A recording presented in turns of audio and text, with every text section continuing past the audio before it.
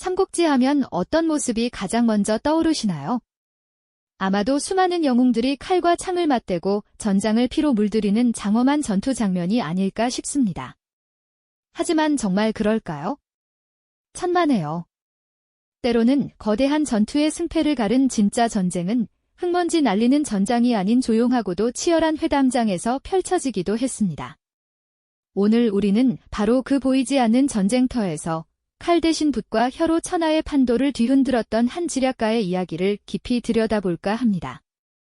바로 촉한의 승상이자 희대의 책사, 제갈량의 이야기입니다. 그는 과연 어떻게 싸우지 않고 이기는 죄교의 신이 될 수 있었을까요? 우리가 익히 아는 전투 중심의 삼국지 서사 뒤편에 숨겨진 오직 지략과 언변으로 펼쳐낸 그의 외교 전략은 어떤 모습이었을까요?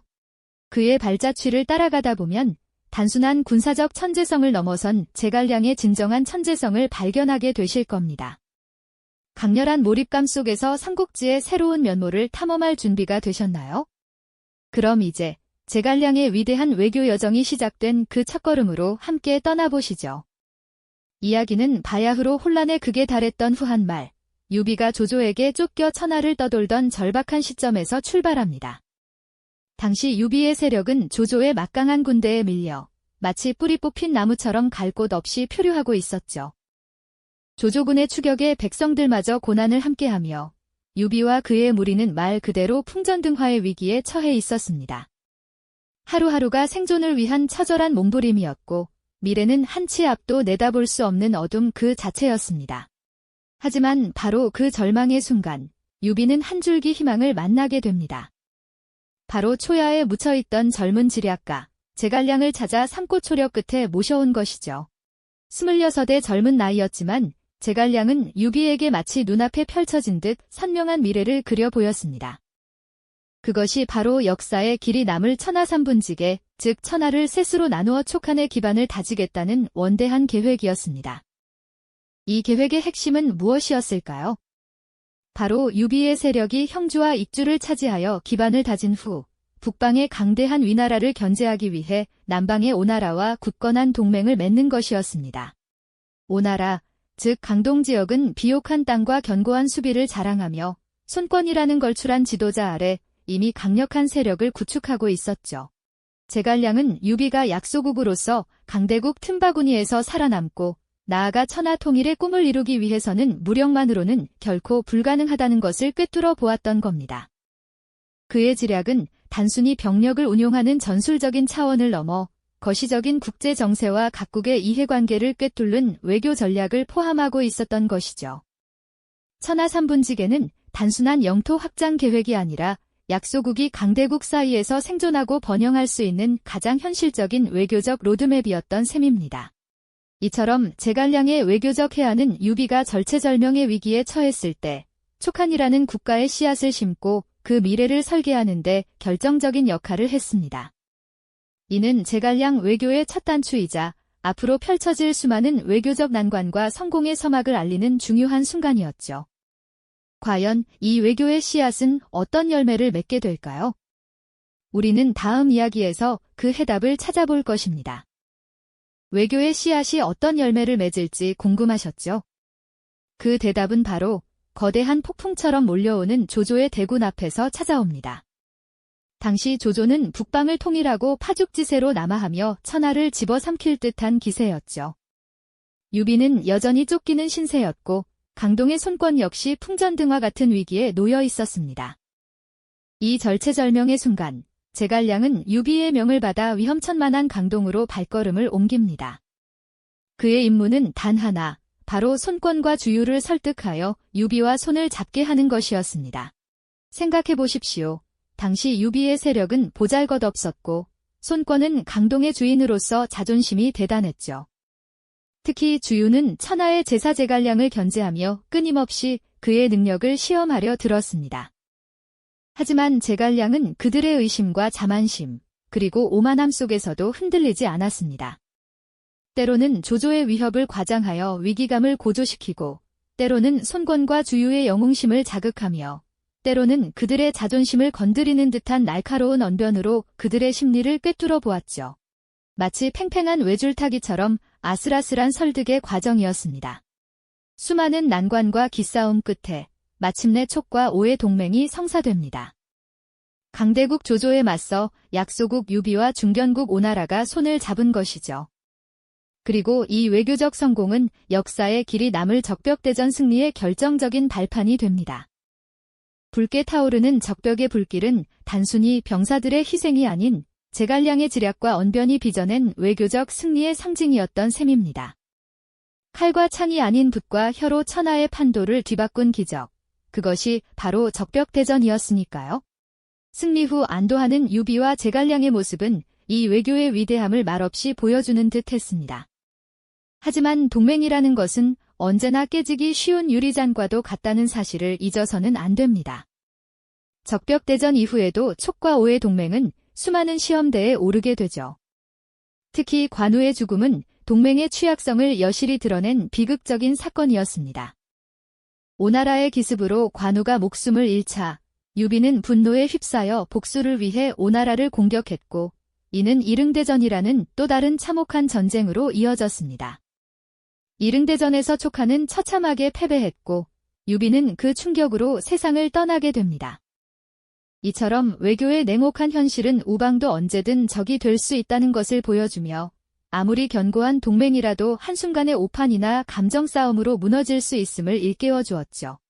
동맹이 파탄나고 국력이 쇠락하는 절망적인 상황 속에서 제갈량은 다시 한번 지혜를 발휘합니다. 그는 무작정 오나라와 다시 싸우는 대신 남방의 민심을 얻고 후방을 안정시키는 데 집중했습니다. 바로 남만 정벌을 통해서였죠. 남만왕 맹획을 7번 잡았다 7번 놓아주는 이른바 7종 7금의 고사를 아실 겁니다. 이는 단순한 군사작전이 아니었습니다. 무력으로 제압하기보다는 관용과 지혜로 그들의 마음을 얻으려 했던 제갈량의 깊은 외교적 통찰이 담겨 있었죠. 그 결과 남방의 부족들은 촉한의 마음으로 복종하게 되었고 촉한은 비로소 후방의 위협에서 벗어나 안정적인 국력을 다질 수 있었습니다. 이것은 강대국과의 관계뿐 아니라 약소국 내부의 안정에도 외교가 얼마나 필수적인 요소인지를 보여주는 대목입니다. 제갈량은 강압적인 통치 대신 포용적인 외교로 평화로운 남방의 풍경을 만들어냈고 이는 훗날 북벌의 중요한 기반이 되었으니 외교의 범위는 단순히 국가 간의 관계를 넘어 한 국가의 존립과 번영에 이르기까지 광범위하게 적용되었던 것이죠. 제갈량의 외교는 이렇게 위기 속에서 씨앗을 심고 기적을 만들었으며 때로는 비극을 겪으면서도 끊임없이 새로운 지혜를 찾아 나아갔습니다. 남방의 민심을 얻고 후방을 든든히 다졌던 제갈량의 지혜는 분명 빛나는 성과를 거두었습니다. 하지만 이처럼 고난 속에서 일궈낸 안정에도 불구하고 촉한을 둘러싼 국제정세는 여전히 한치 앞을 내다보기 어려웠습니다. 강동의 오나라와의 관계는 또다시 먹구름이 들이우기 시작했죠. 한때 천하의 판도를 바꿨던 촉고 동맹에 끄는 관우 장군의 비극적인 죽음과 이릉대전의 쓰라린 패배 이후로 이미 여러 번 삐걱거렸습니다. 이제 그 동맹의 실타래는 더욱 풀기 어려운 지경에 이르렀으니 믿었던 벗과의 관계는 점점 더 위태로워지고 있었던 것입니다. 더욱이 북방의 위나라는 너무나도 거대한 산과 같았습니다. 그들과는 애초부터 외교적인 대화 자체가 불가능한 상황이었죠. 조조의 위나라는 촉한을 자신들의 정통성을 위협하는 존재로 보았고 평화적인 공존이라는 선택지는 결코 고려 대상이 아니었습니다. 결국 촉한은 사방이 막힌 듯한 답답함을 느끼며 외딴 섬처럼 홀로 남겨지는 외교적 고립에 처하게 됩니다. 동맹은 취약해졌고 적국과의 소통은 완전히 단절되었으니 외교를 통해 해결할 수 있는 여지는 거의 사라져 버린 것이죠. 이러한 상황 속에서 제갈량에게 남은 길은 무엇이었을까요? 그는 오직 북벌이라는 군사적인 도박에 의지할 수밖에 없었습니다. 비록 남방을 안정시키고 국력을 기르는 데 혼신의 힘을 다했지만 강대국 틈바구니에서 약소국이 살아남기란 참으로 고독하고 버거운 싸움이었죠. 제갈량의 외교 전략은 분명 탁월했습니다. 하지만 아무리 뛰어난 지략가라 할지라도 시대적인 상황과 국력의 근본적인 한계까지 완전히 극복할 수는 없었던 것입니다. 그의 외교적 지혜가 발휘될 공간 자체가 점점 줄어들고 있었으니까요. 북벌을 준비하는 제갈량의 모습은 어쩌면 고뇌와 압박감에 짓눌린 한 인간의 비장함을 담고 있었을지도 모릅니다. 망연자실한 표정으로 그를 바라보던 촉한 대신들의 모습에서 우리는 그들의 절박함을 짐작할 수 있습니다. 외교적 고립이라는 현실 앞에서 제갈량은 어쩔 수 없이 무거운 칼을 뽑아 들 수밖에 없었던 것이죠. 이는 단순히 영토 확장을 위한 공격이 아니었습니다. 오히려 생존을 위한 마지막 몸부림이자 외교적 한계에 부딪힌 약소국이 택할 수 있는 유일한 활로였던 셈입니다. 그의 외교는 위기 속에서 씨앗을 심고 기적을 만들었으며 때로는 비극을 겪으면서도 끊임없이 새로운 지혜를 찾아 나아갔습니다. 하지만 모든 것을 외교로 해결할 수 없는 냉혹한 현실 앞에서 그는 또 다른 선택을 해야만 했던 것이죠. 이처럼 제갈량의 외교 전략은 단순히 동맹을 맺는 기술을 넘어 약소국이 강대국 틈바구니에서 생존하고 번영할 수 있는 유일한 길을 제시했습니다. 그의 외교는 일시적인 방편이 아니라 촉한이라는 국가의 정체성이자 생존 철학 그 자체였다고 말할 수 있습니다. 전장의 승리 이상으로 역사에 깊은 의미를 남긴 그의 지혜는 겉으로 보이는 힘만이 전부가 아님을 증명합니다. 칼이 아닌 혀로 천하의 판도를 바꾸려 했던 지략가의 이야기는 우리에게 진정한 힘이 어디에서 오는지를 다시 한번 생각하게 하는 깊은 여운을 남깁니다. 오늘날 국제관계에서도 외교는 여전히 가장 강력한 무기이며 제갈량의 전략은 강대국 중심의 질서 속에서 약소국이 어떻게 생존하고 자국의 이익을 지켜낼 수 있는지에 대한 시대를 초월한 지혜를 제공하고 있습니다. 하지만 아무리 탁월한 지략가라 해도 모든 난관을 외교로만 헤쳐나갈 수는 없었던 모양입니다. 번영을 향한 여정은 때로 예상치 못한 암초에 부딪히기 마련이죠. 오나라와의 불안정한 동맹은 결국 균열을 일으켰고 위나라와의 관계는 애초에 외교적 대화조차 어려운 냉혹한 적대적 상황으로 굳어져 있었습니다.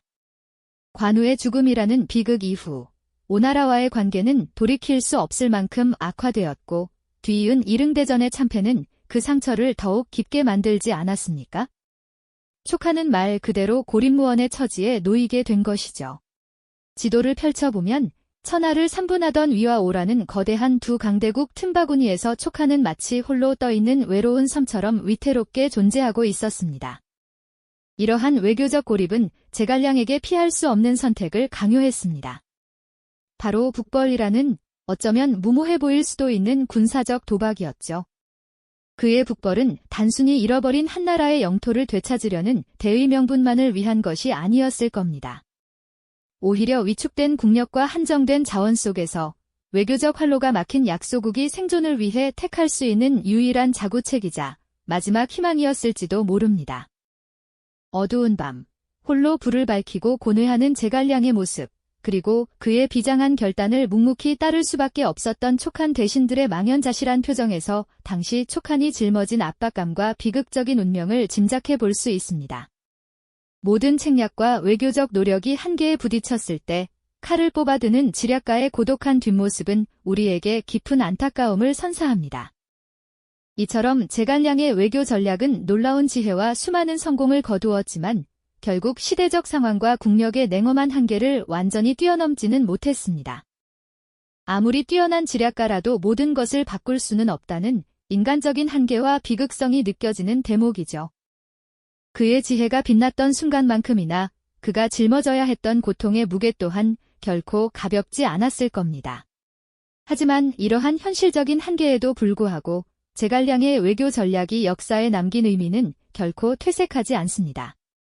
그의 외교는 단순히 복잡한 국제 정세 속에서 임시방편으로 동맹을 맺는 기술적인 차원을 넘어섰습니다. 그것은 약소국이 강대국 틈바구니에서 위협받지 않고 스스로의 존재를 지켜내며 나아가 번영을 꿈꿀 수 있는 유일무이한 길이었습니다.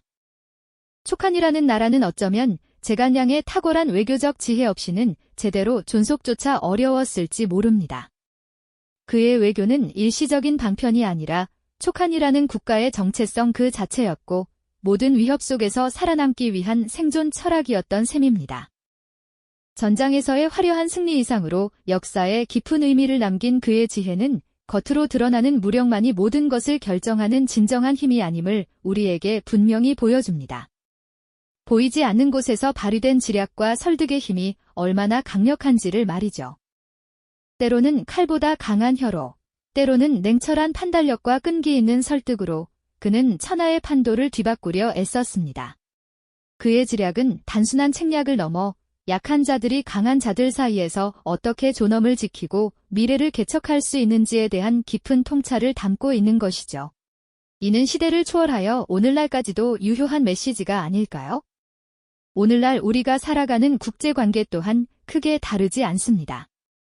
여전히 외교는 가장 강력하고도 섬세한 무기로 활용되고 있죠. 강대국 중심의 냉혹한 질서 속에서 자국의 이익을 지키고 때로는 생존을 모색하며 평화를 유지하려는 모든 나라에게 제갈량의 전략은 시대를 초월한 지혜를 제공하고 있습니다. 그의 이야기는 단순한 역사적 사실을 넘어 현실 세계를 살아가는 우리에게도 깊은 울림을 주는 것이죠. 무력만이 아닌 대화와 설득, 그리고 치밀한 계산과 인내로 미래를 개척하려 했던 지략가의 이야기는 우리에게 진정한 힘이 어디에서 비롯되는지 다시 한번 깊이 생각하게 하는 여운을 남기지 않습니까? 겉으로 보이는 강함 너머에 숨겨진 진정한 지혜의 가치를 말입니다. 다음 시간에는 제갈량의 또 다른 지혜, 촉한의 기틀을 단단히 다진 그의 내치 전략에 대해 더욱 깊이 파고들어 보겠습니다. 이 영상이 도움이 되셨다면 좋아요와 구독 부탁드립니다. 여러분의 응원이 제게 큰 힘이 됩니다. 다음 영상에서도 더 유용한 정보를 공유하겠습니다. 감사합니다.